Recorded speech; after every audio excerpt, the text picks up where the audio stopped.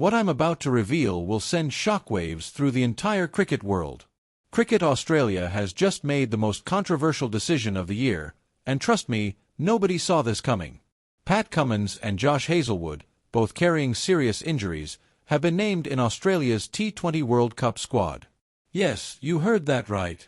Two of the Aussies' biggest stars, currently on the injury list, are heading to India and Sri Lanka for the biggest tournament of the year. Is this a masterstroke of genius or a catastrophic gamble that could destroy Australia's World Cup dreams? By the end of this video, you'll know exactly what's happening behind closed doors at Cricket Australia. Before we dive into this absolute chaos, smash that subscribe button right now, hit the notification bell, and drop a comment telling me if you think Cummins and Hazlewood will be fit in time. Let's get into it. The cricket universe exploded this week when George Bailey, Australia's chief selector, dropped an absolute bombshell during the T20 World Cup squad announcement. Pat Cummins, the Australian captain and one of the most lethal fast bowlers on the planet, has been named in the 15-man squad despite being ruled out with an ankle injury. And it doesn't stop there. Josh Hazelwood, the tall right-arm paceman who has been Australia's most consistent wicket-taker in recent years, is also in the squad even though he's currently battling a calf injury that has kept him out of action. Think about what this means. Cricket Australia is taking two injured players to the most important tournament of the year, banking everything on the hope that they'll recover in time. This isn't just bold, this is borderline reckless. But here's where it gets even more insane. George Bailey stood in front of the media and confirmed that both Cummins and Hazlewood are tracking well in their rehabilitation programs. He said the medical team is confident they'll be available for selection during the tournament. But here's the kicker. Bailey admitted they won't be ready for the early matches. That's right, Australia is going into the T20 World Cup without their captain and their best bowler for the opening games. Bailey explained the selection committee's thinking, and honestly, it's either genius or madness. He said that given the extended nature of the tournament, the selection panel felt comfortable including both players because they believe they'll recover before the crucial knockout stages. The T20 World Cup runs from February 9th to March 1st, giving Australia nearly 3 weeks of competition. The plan is simple but risky.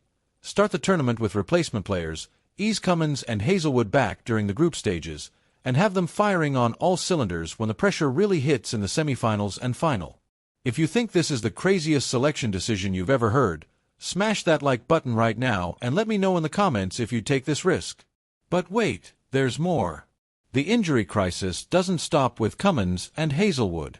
Tim David, the explosive middle-order batsman who has been one of Australia's most destructive finishers in T20 cricket, is also dealing with an injury. David suffered a side strain that forced him out of the recent Big Bash League action with the Hobart Hurricanes. Cricket Australia has confirmed that David's injury is being managed carefully, and while he's been included in the squad, there are serious question marks about whether he'll be fully fit for the tournament. Now let's break down exactly what's wrong with these players and why Cricket Australia is playing such a dangerous game. Pat Cummins injured his ankle during Australia's Test series, and the initial prognosis was devastating. Reports suggested he could miss significant cricket, potentially ruling him out of the entire T20 World Cup. The injury occurred at the worst possible time, right when Australia was finalizing their squad and planning their tournament strategy. Cummins underwent intensive treatment and rehabilitation, but ankle injuries for fast bowlers are notoriously tricky. The explosive movements required for bowling, the constant pounding on hard surfaces, the sudden changes of direction, all of this puts enormous stress on the ankle joint. Cricket Australia's medical team has been working around the clock to get Cummins ready. He's been following a strict rehabilitation protocol that includes strength training, mobility work, and carefully monitored bowling sessions. But here's the brutal truth that nobody wants to say out loud. Bringing Cummins back too early could cause a more serious injury that ends his World Cup before it even starts. Fast bowlers rushing back from ankle injuries have a history of breaking down completely. Just look at what happened to other players who tried to fast-track their return. It's a massive gamble. Josh Hazelwood's situation is equally concerning. The tall paceman suffered a calf injury that has kept him out of cricket for weeks. Calf injuries are every fast bowler's nightmare because the calf muscle is absolutely crucial for generating pace and maintaining bowling rhythm. When you're 6'5" like Hazlewood and you're thundering in to bowl at over 140 km/h, Your calves are taking an incredible beating with every delivery. A calf strain that isn't fully healed can easily become a complete tear, which would not only end his World Cup but potentially sideline him for months. Make sure you drop a comment if you think Cricket Australia is making a huge mistake risking these players. George Bailey tried to reassure everyone by saying that both players are progressing well and the medical staff is confident about their recovery timelines. But here's what Bailey didn't say, and what everyone is thinking. What happens if they break down during the tournament? What happens if Cummins plays one match and his ankle gives out? What happens if Hazlewood bowls 2 overs and his calf tears? Australia would be left scrambling with no backup plan and their World Cup dreams in tatters.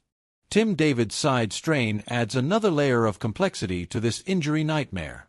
Side strains for batsmen might not sound as serious as ankle or calf injuries for bowlers, but they're incredibly limiting. A side strain affects your ability to rotate through shots, to generate power, to play those explosive strokes that make David such a dangerous player. If David can't fully commit to his shots because he's worried about his side, he becomes half the player. And in T20 cricket, where every run matters and every ball counts, having a compromised finisher could be the difference between winning and losing. So with Cummins, Hazlewood, and potentially Tim David all question marks, who exactly is going to carry Australia through the early stages of the T20 World Cup? This is where things get really interesting, and frankly, really scary for Aussie fans. The selectors have included backup options, but are they good enough to handle the pressure of a World Cup without the big names? In the bowling department, Australia will be relying heavily on Mitchell Starc, Nathan Ellis, and Xavier Bartlett to hold the fort if Cummins and Hazlewood aren't ready. Starc is obviously world-class and can single-handedly win matches with his lethal left-arm pace. But Starc has his own injury history, and asking him to carry the entire bowling attack for multiple matches in Indian and Sri Lankan conditions is a massive ask. Nathan Ellis has been impressive in recent T20 internationals, showing great death bowling skills and the ability to take wickets in the power play. But this will be his first T20 World Cup, and the pressure is enormous. Xavier Bartlett is the real wild card here. The young Queensland paceman had a breakout BBL season and earned his spot in the squad, but he's untested at World Cup level. Throwing Bartlett into the cauldron of a T20 World Cup without the security blanket of Cummins and Hazlewood is either incredibly brave or incredibly foolish. If Bartlett struggles, if he gets taken apart by the big-hitting opposition batsmen, Australia could find themselves in deep trouble before their star bowlers are even fit to play. If you're worried about Australia's bowling depth, hit that like button and subscribe for more breaking Aussies news. The batting lineup also faces questions with Tim David's fitness in doubt. Australia has Travis Head, Glenn Maxwell, and Marcus Stoinis who can all provide explosive hitting in the middle order. But David's ability to finish games and target specific bowlers makes him almost irreplaceable. If David isn't fully fit, the pressure shifts to Maxwell and Stoinis to deliver in those crucial death overs when the match is on the line. Maxwell is a genius, but he's also inconsistent. Stoinis has been in good form, but can he handle the pressure of being the main finisher? Andrew McDonald, Australia's head coach, is facing the biggest tactical challenge of his coaching career. How do you build a game plan when your captain and best bowler might not play? How do you prepare backup players to potentially carry the team through must-win matches? How do you maintain team confidence when everyone knows your best 11 isn't available? McDonald has been publicly supportive of the selection decisions, backing the medical team's assessment and expressing confidence in the squad depth. But privately, you have to believe he's sweating bullets about this situation. Now let's talk about what's really at stake here and why this decision by Cricket Australia is either the boldest masterstroke in recent memory or a complete disaster waiting to happen. Australia is going into this T20 World Cup as one of the favourites, despite not being the defending champions. They have match winners throughout their lineup, explosive batting power, quality bowling depth, and a coaching staff that understands T20 cricket inside and out. But all of that means nothing if their key players aren't fit. The T20 World Cup is being held in India and Sri Lanka, conditions that traditionally favor spin bowling and high-scoring games. Australia's pace attack, led by Cummins and Hazlewood, was supposed to be their point of difference, their X-factor that could strangle opposition batting lineups when the pressure was on. Without those two firing, Australia becomes a much more predictable team. Opponents will target the backup bowlers, they'll look to attack Nathan Ellis and Xavier Bartlett, and they'll try to score big runs before Stark comes back into the attack. George Bailey and the selection panel are betting everything on the medical team's timeline. They're confident that Cummins will be ready by the second or third group game. They believe Hazlewood will be fit for the knockout stages. They're convinced that taking this risk now will pay massive dividends when the tournament reaches its climax and Australia has their full-strength attack available for the semi-final and final. But what if the medical team is wrong? What if Cummins rushes back and re-injures his ankle? What if Hazlewood's calf isn't fully healed and he breaks down completely? Make sure you're subscribed because we'll be tracking every single update on Cummins and Hazlewood's fitness throughout the tournament. The broader implications of this decision are enormous. If Cricket Australia pulls this off, if Cummins and Hazlewood return fit and firing and help Australia win the T20 World Cup, this will be remembered as one of the greatest selection gambles in cricket history. George Bailey will be hailed as a genius who had the courage to back his injured stars when others would have played it safe. But if this backfires, if Australia crashes out of the tournament because they didn't have their best players available for crucial matches, the criticism will be brutal and long-lasting. Australian fans are divided on this decision. Some believe Cricket Australia is showing faith in their stars and giving them every chance to contribute to World Cup glory. Others think this is reckless management that puts individual players ahead of team success. The truth is probably somewhere in between. Cricket Australia knows they can't win the tournament without Cummins and Hazlewood, so they're taking a calculated risk to have them available when it matters most. So there you have it.